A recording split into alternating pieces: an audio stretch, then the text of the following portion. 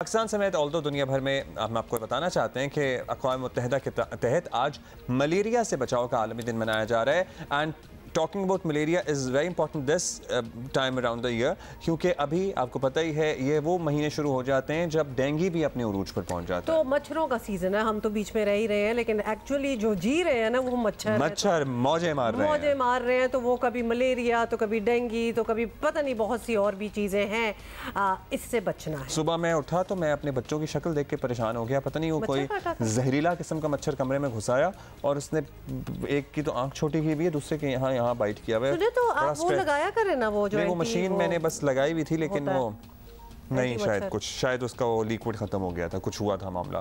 खैर, मलेरिया की दुरुस्त तशखीस ना होने के सबब हर साल दुनिया भर में 20 करोड़ से ज़ायद लोग जो हैं इस मुहलिक मरज़ में मुब्तला होते हैं और बहुत ज़्यादा उनकी हालत तशवीशनाक हो जाती है। दुनिया में 4 लाख अफराद इस बीमारी की वजह से मौत के मुँह में चले जाते हैं, जिनमें 2/3 तादाद 5 साल से कम उम्र के बच्चों की है। पाकिस्तान की फिगर्स तो बताएं ना। पाकिस्तान में तो ऑलमोस्ट 10 लाख का फिगर है बाय द वे, जो कि मुतासरा अफराद होते हैं मलेरिया से। कैन यू इमेजिन, उसमें ज़्यादा बच्चे होते हैं। वैसे आलमी इदारा सेहत के मुताबिक पाकिस्तान में फैलने वाली ये दूसरी आम बीमारी है और इसीलिए पाकिस्तान का शुमार मलेरिया के हवाले से दुनिया के हसास तरीन ममालिक में किया जाता है। अपने इर्द गिर्द सफाई सुथराई का ख्याल रखने से मलेरिया के मच्छरों की आजाइश को किसी हद तक ख़त्म किया जा सकता है, ऑल्दो लेकिन ये बात कभी से तो कर रहे हैं। अच्छा, प्रॉब्लम है वो जब स्टार्ट होते हैं ना तो सिम्टम्स बड़े सिमिलर होते हैं, जो कि ज़्यादातर बीमारियों के होते हैं, बस बुखार। तो लोग अक्सर उस पर उस तरह तवज्जो नहीं देते कि ये मलेरिया है, कि 2-3 दिन में ठीक ही हो जाएगा। So we need to know the difference. और हम बात करेंगे, हमें ज्वाइन की है मुतअद्दिदी अमराज की माहिर हैं डॉक्टर फ़रहीन अली। डॉक्टर फ़रहीन, सबसे पहले तो मेरा ख्याल है यही डिटर्मिन कर लें हम कि मलेरिया आम बुखार से कैसे मुख्तलिफ होता है और क्यों इतना ख़तरनाक होता है। एक्चुअली शुरू में मलेरिया आम बुखार की तरह ही शुरू होता है। बुखार के सर्दी के साथ बुखार है, जिस्म में दर्द होना, सर में दर्द होना, बहुत थकन महसूस करना। लेकिन कभी कभार जब वो बहुत सीवियर हो जाता है, बहुत शिद्दत इख्तियार कर जाता है, तो तब बुखार बहुत तेज़ होना और एक इंटरमिटेंट बुखार होना, कि बुखार होके 24 घंटे के बाद फिर बुखार होना, 24 घंटे के बाद फिर बुखार होना, इस तरह से प्रेजेंट होता है। और बहुत सीवियर होने से जॉन्डिस या खून की कमी भी हो सकती है। ये चीज़ आपने बड़ी अच्छी पॉइंट आउट की है कि जो बार बार होना, क्योंकि बहुत से लोग ये कंप्लेन भी करते हैं कि जी बुखार कल रात था, अब ठीक है, तो फिर दोबारा रात को हो जाता है। जब दोबारा चढ़ रहा हो बुखार तो फिर उसको ज़रा सीरियसली लें। बार बार जब चढ़ रहा हो और इंटरवल्स के साथ चढ़ रहा हो तो डेंगू या मलेरिया हो सकते हैं। डॉक्टर साहब, अब हमारे इलाकों में मलेरिया किन मौसमों में ज़्यादा फैल सकता है? हम ज़रा आपसे ये जानना चाहते हैं दोबारा से। वैसे तो हमें अंदाज़ा है कि गर्मी के मौसम में ये ज़्यादा अफज़ाइश पाता है और फिर मुतासर करता है, ताकि फिर उसी हिसाब से बचने के लिए एहतियाती तदाबीर भी हम कर सकें ना, वो भी कुछ सजेस्ट कर दें प्लीज़। यूजुअली जब थोड़ी सी गर्मी का टाइम होता है और स्पेशली बारिशों के बाद उस वक्त मलेरिया ज़्यादा फैलती है, बिकॉज मलेरिया जैसे हम जानते हैं एक मस्कीटो या एक मच्छर के ज़रिए फैलता है। तो जब वो मच्छर की ब्रीडिंग होती है, जब उसका सीज़न होता है, तब ज़्यादा मलेरिया की ट्रांसमिशन यानी कि एक से दूसरे तक फैलती है। तो अगर हम अपने पास कराची में फॉर एग्जांपल देख लें, तो हमारी मानसून के बाद यानी कि जुलाई के बाद सितंबर, अक्टूबर, अगस्त, नवंबर तक ये टाइम हमारा जो है सिग्निफिकेंट मलेरिया सीजन हम कह सकते हैं, जिसमें हम मलेरिया के ज़्यादातर केसेस देखते हैं जब गर्मी भी होती है और बारिश भी होती है।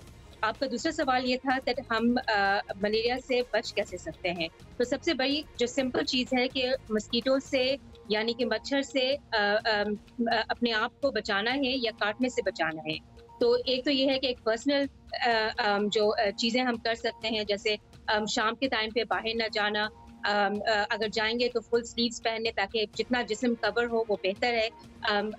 लाइट कलर्स पहनना, डार्क कलर्स थोड़ा ज़्यादा मस्कीटोज़ को अट्रैक्ट करती हैं।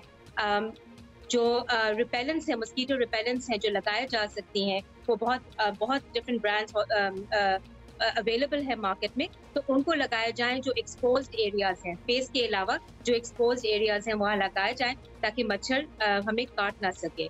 घर के अंदर हो तो मच्छर जो स्क्रीन्स हैं यानी कि नेटिंग है घरों में, वो हम चेक कर लें कि वो इंटैक्ट है, कहीं उसमें टीयर्स वगैरह नहीं है। और आसपास के जहाँ पे भी पानी, अगर जैसे गंदगी पानी जमा है तो वहीं पे मच्छर होंगे, तो उन जगहों की भी सफाई बहुत ज़रूरी है।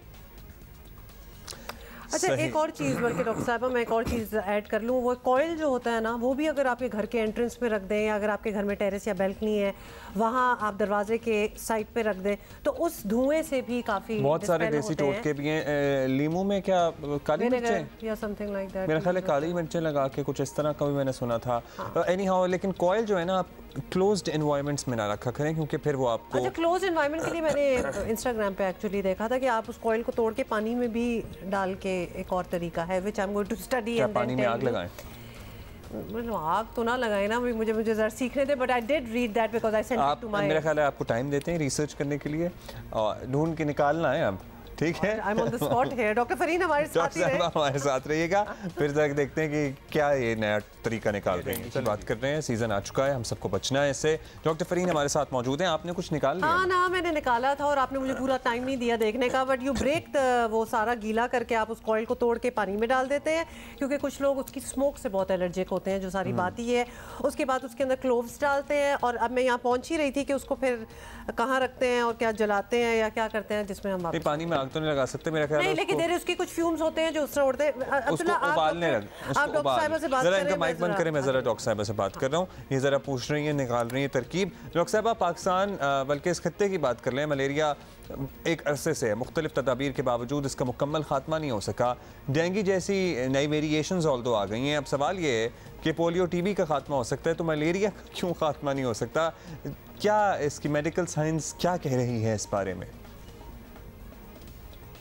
तो बहुत लंबा सवाल है, उसमें बहुत से डिफरेंट एलिमेंट्स हैं आपके।